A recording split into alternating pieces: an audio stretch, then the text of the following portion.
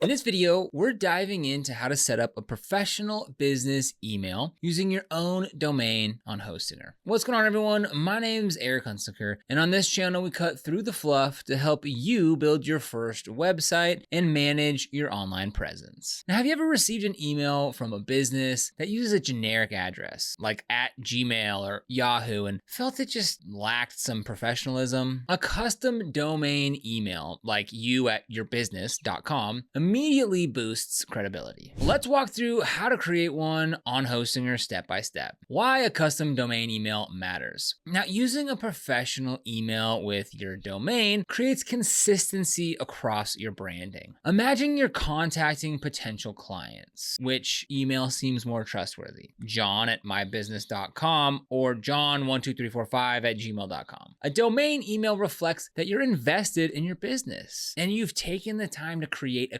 cohesive brand. Many customers expect businesses to use custom emails, and some corporate spam filters flag generic addresses. Step 1, purchase or connect your domain. Now, if you don't already have a domain, you can purchase one through Hostinger during checkout or transfer an existing domain. You want to make sure the domain points to your Hostinger account. So in your Hostinger dashboard, navigate to the domains section to manage your records. Step 2, choose your email hosting option. Hostinger offers two primary options for email: free email accounts included with some hosting plans, and dedicated email hosting. Just choose the plan that fits your needs. Now, if you don't already have a Hostinger account, you can go ahead and click the link down below in the description to get started. It'll bring you to this page right here where you can click on Start Now, and you can choose from one of their two most popular plans: the Premium Website Builder and the Business Website Builder. Now, if we scroll down just a little bit here, we'll see this second box right here, and it's saying 2 mailboxes per website, free for 1 year on the Premium Website Builder, and 5 mailboxes per website, free for 1 year on the Business Website Builder. Now, obviously there's a lot more that comes with it, but once you go ahead and choose your plan, just click on Choose Plan, and then there's only one more step. You just need to select the term that you want to commit to. So the longer you commit to, the better deal you're gonna get. But for this example, I'm just gonna choose a 12-month option and show you what that looks like. Now, one more thing you wanna do here is the coupon code. Type in my first website, click apply,